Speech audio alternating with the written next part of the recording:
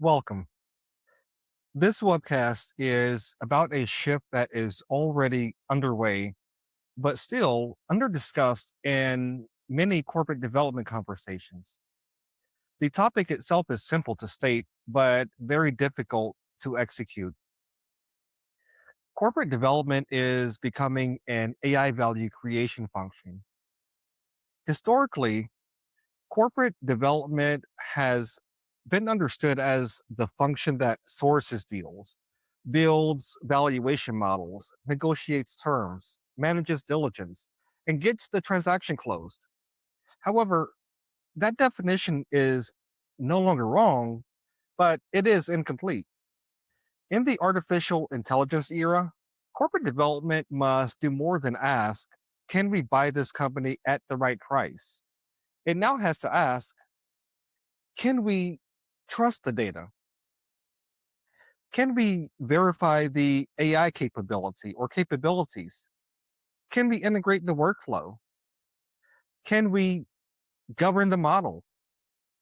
Can we retain the talent? Can we scale the operating model? And can we prove value after close?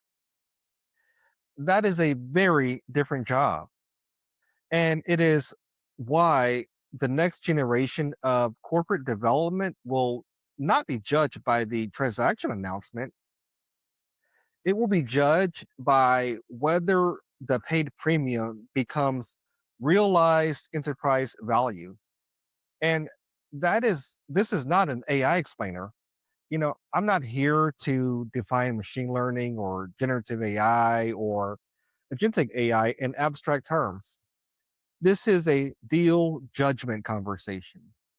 It is about how capital, data, governance, operating model design, and executive judgment now have to move together. Across these three sessions, we will cover the full arc.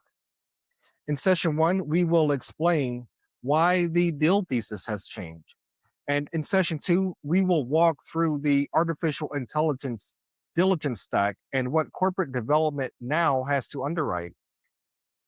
And in session three, we will move from integration planning to value capture because that is where artificial intelligence deal value is ultimately made or destroyed. And the controlling idea is this: the premium is paid at close, but it is earned after close. Let's dive in.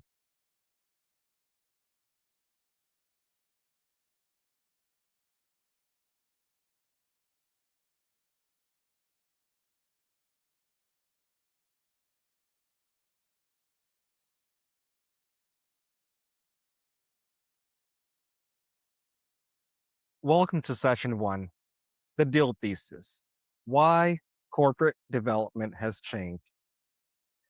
The central question for this session is this: why does AI change what corporate development is actually buying? That question, it matters. It matters because the target is not always the real asset. Sometimes the real asset is the data inside the target. Sometimes it is the workflow position. Sometimes the real asset is the model behavior. Sometimes it is the governance layer. Sometimes the real asset is the engineering team. And sometimes it is the customer usage pattern that creates a feedback loop. And sometimes the real asset, it's the operating system that the acquirer can build after close. That is the shift. Corporate development used to buy companies, and increasingly it buys systems of value. And if you do not know which system of value you are buying, the valuation model, it can look precise while the investment thesis is still vague. Development used to be transaction led. AI makes it value led. Let's start with the traditional model. Corporate development has historically been organized around a transaction sequence.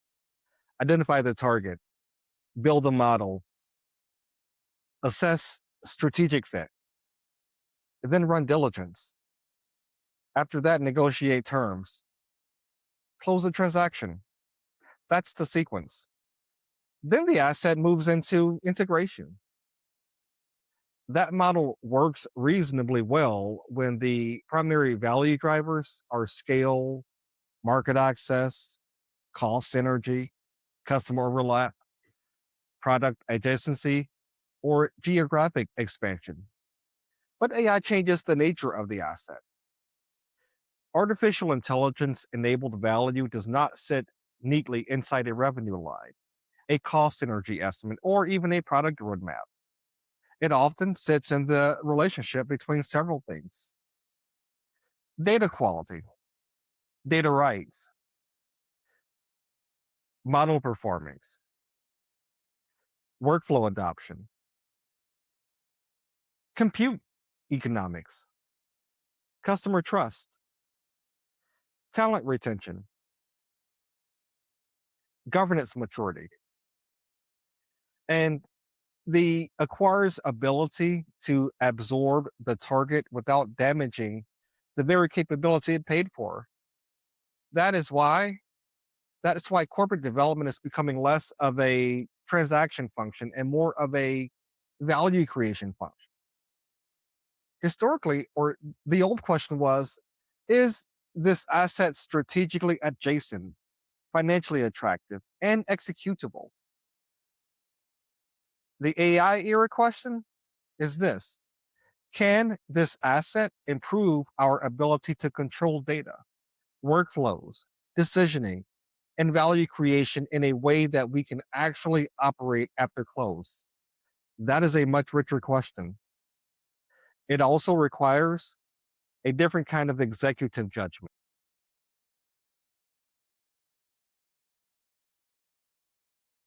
Right now, the timing matters.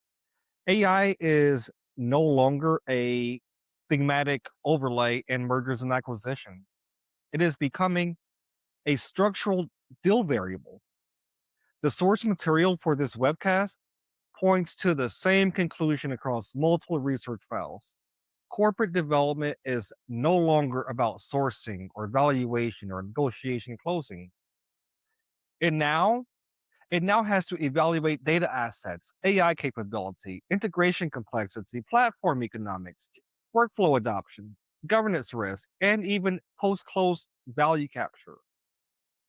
The market is paying for AI capability. But here is the danger: not all AI capability is durable. Some companies have proprietary data, domain specific workflows, real customer adoption, repeatable model performance, and governance maturity. Others have a thin application layer on top of a third party model, a few impressive demos, weak data rights, and no real path to post close sale. Those two companies, they may both call themselves AI enabled. Corporate development has to know the difference. And that is why the role is changing. The market is moving capital towards artificial intelligence, data, and platform assets. But the value of those assets depends on whether the buyer can operationalize them. So corporate development, it now has to sit at the intersection of investment thesis, technical verification, operating model design, and post close accountability. That is the new lane. Now, let's introduce a practical vocabulary. There are 5 AI era deal vectors that corporate teams really need to understand. These are not the only possible deal rationales, but they are the 5 that matter most for this conversation. First, vector 1: data moat acquisition. The first vector is data moat acquisition. Here, the buyer is not primarily buying revenue, it's buying data that competitors cannot easily replicate. That data may be proprietary, labeled domain specific behavior, rich, or continuously refreshed. The question is not simply how much data does the company have? The better question is this: is this data investable?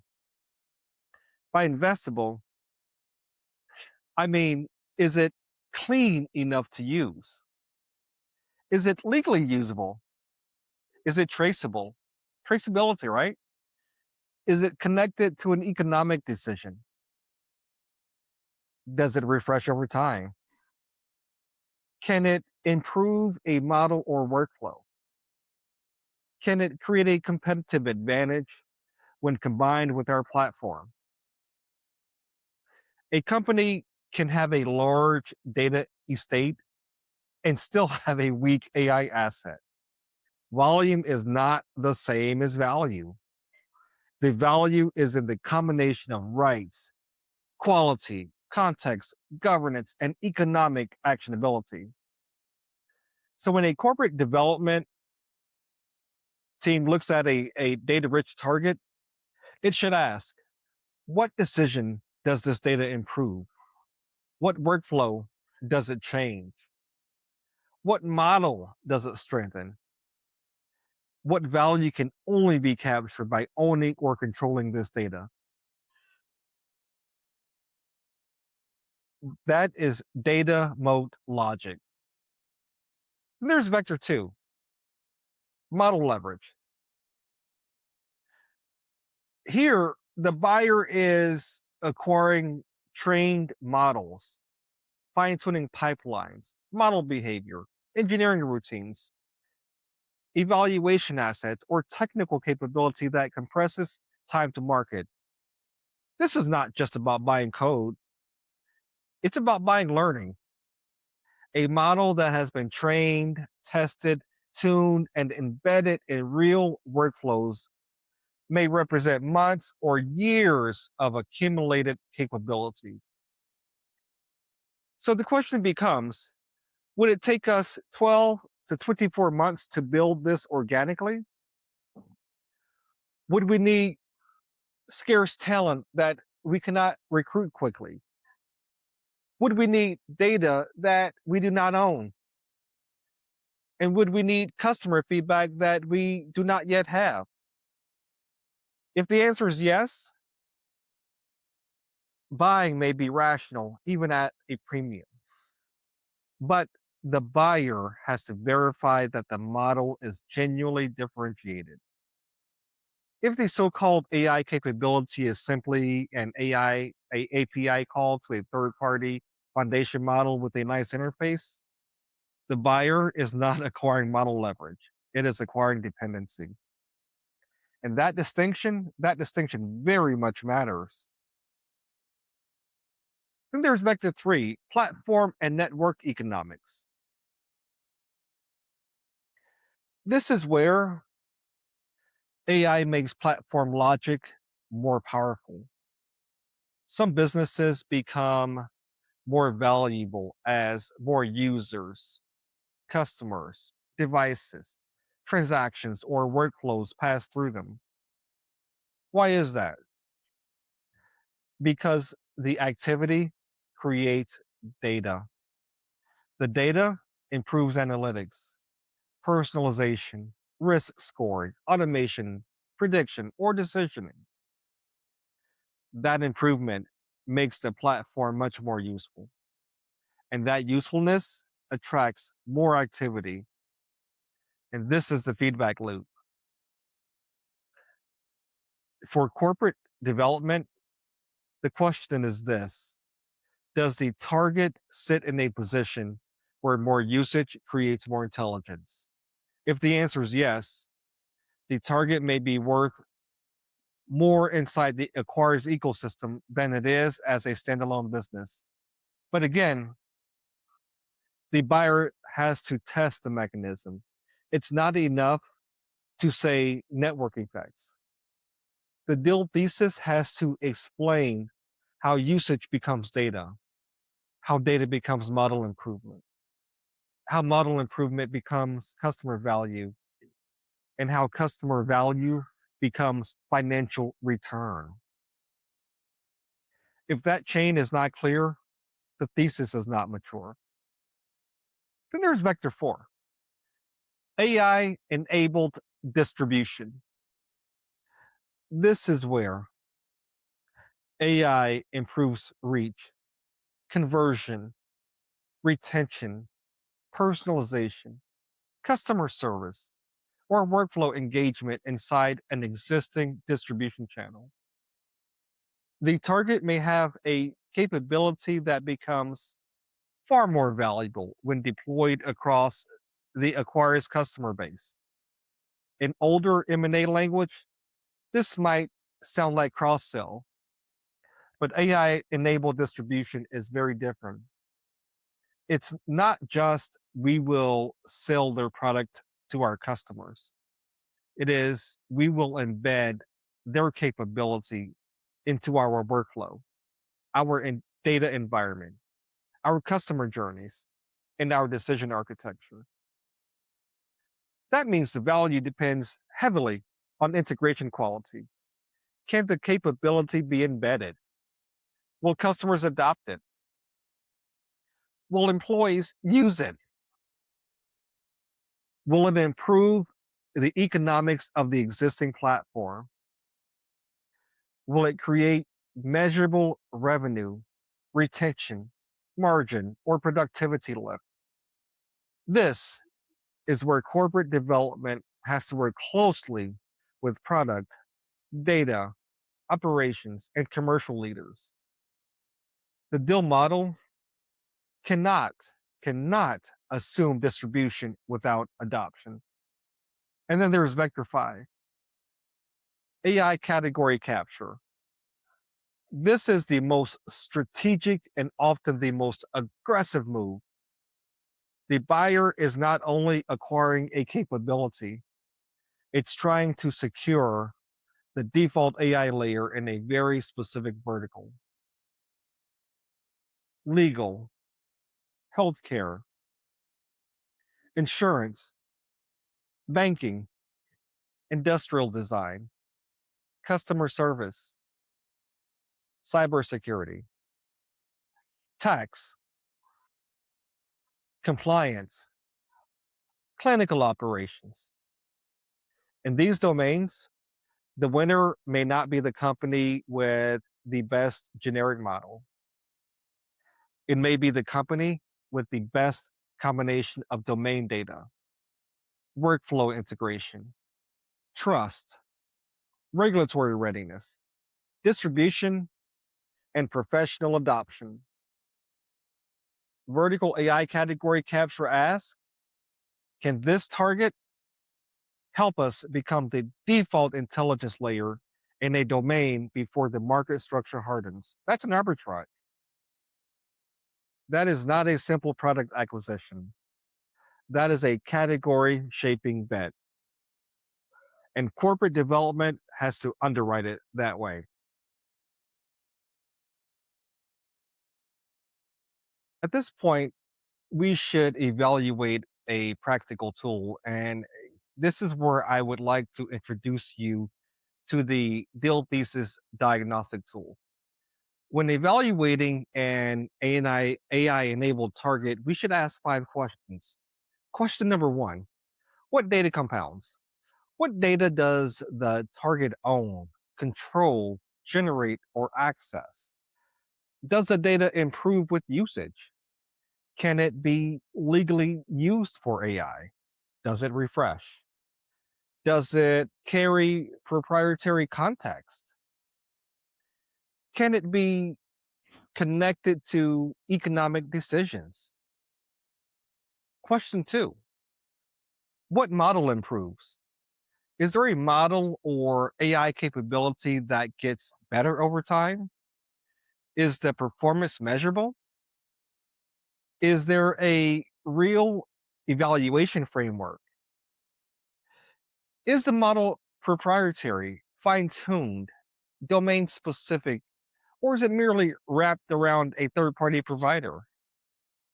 Question number three: what workflow changes? Where does the AI actually enter the business? Does it change underwriting, pricing, claims, servicing, sales, compliance, product development, customer support, or even engineering? Is the workflow redesigned or is AI just sitting beside the process? Question number four: what governance travels?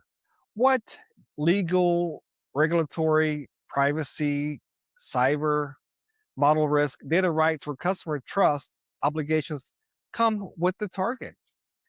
Can the acquirer govern the asset after close? Will the target's governance posture accelerate deployment or slow it down? Question number five: what value is captured after close? What must be true in the first 30, 100, and 365 days for the premium to become real? Who owns the value? What telemetry proves it? And what adoption has to happen? What can go wrong? If the deal thesis cannot answer those five questions, it is not yet an AI era deal thesis. It is a story. And stories are not enough when capital is being deployed at a premium. Now, let's widen the strategic choice set. The old question was often framed as build versus buy. That is too narrow.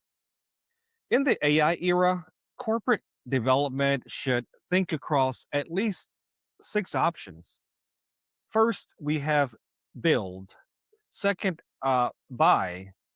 Then we think about partner. Fourth, we think about invest, and then joint venture, and then acquihire. Each option really has a different relationship to ownership, control, speed, risk, capital intensity, talent, governance, and optionality. You build when the capability is core, proprietary, highly strategic, and deeply tied to your own data. But be honest about internal execution. Can you recruit the talent? Can you access the data? Can you afford the compute? Can you get past the pilot stage? And, can you move quickly enough? Building creates a level of control, but it can also be slow. You buy when the target compresses time, brings proprietary data, provides scarce talent, or secures a strategic control point that would be difficult to replicate. Buying creates a level of speed and control, but it introduces integration and valuation risk. Then we think about partner. You partner when you need capability or access, but full ownership is unnecessary or perhaps just too risky. Partnerships can be powerful when the market is moving quickly and antitrust or integration complexity makes acquisition just entirely unattractive. But partnerships require governance, data sharing, intellectual property rights, customer ownership, economics, exit rights, and operating responsibilities have to be structured very carefully. Then we think about invest. You invest when you want exposure, influence, optionality, or learning without full control. Strategic investments can help a company monetary category, shape a relationship, or even position itself for a later transaction. But minority investments, they can also create ambiguity because you have to ask, what rights do you have? What information do you receive? What influence do you actually control as a minority investor? Then we think about joint venture. A joint venture makes sense when perhaps two or more parties bring complementary assets. One party may bring data, another party may bring distribution, and yet another may bring technology. Another may bring regulatory position. And the question is whether the combined structure can create something that neither party could build alone. But joint ventures are difficult. They require clarity on governance, on economics, contribution value, decision rights, exit terms, and dispute resolution. In the AI era, joint ventures may become more important because data, distribution, and capability are often held by different parties. And finally, acquihire. In some AI deals, the target isn't the revenue, it's the team. The buyer wants the researchers, the engineers, the applied AI leaders, or the product builders. But acquihires also come with risk. Will the team stay? Can they work inside the acquirer's ecosystem or culture? Are the incentives aligned? Does the structure invite regulatory scrutiny? And yet, does the buyer get the capability or just the resumes?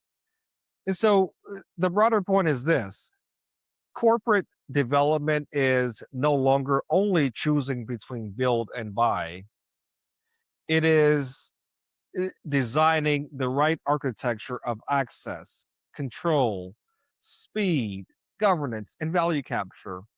That is a much higher order function. So, what does this mean for the corporate development function? It means that corporate development must become more cross-functional, more technical, more operating aware, and more governance aware. Not because corporate development should replace your product or your data team or your legal team or security or HR or even the integration teams. It shouldn't. But corporate development has to orchestrate the deal logic across those domains. In a traditional transaction, the deal team could hand off many issues after close. In an AI enabled transaction, that handoff can destroy value very quickly. The data architecture should influence the deal thesis. The governance posture should influence valuation. The talent risk should influence deal structure. The integration model should influence whether the deal is even worth doing. The post close value metrics should be defined well before close. That is the core change. Corporate development becomes the connective tissue between the capital allocation and operating value. Let's close session one with the central idea. In AI era transactions, the buyer is not always buying a company in the traditional sense. It may be buying a data asset, a model capability, a workflow position, a talent cluster, a governance layer, a platform control point, a customer feedback loop, even, or a future operating system. Until the buyer can name what it is really buying, the valuation model is not enough. In session two, we will move from thesis to underwriting. We will ask, how does corporate development verify the AI story? How does it diligence data, models, governance, compute, uh, cyber, intellectual property, talent, customers, and vendors, even? And How do those findings move into pricing, terms, and risk architecture? Because the thesis is only useful if it becomes underwriting discipline.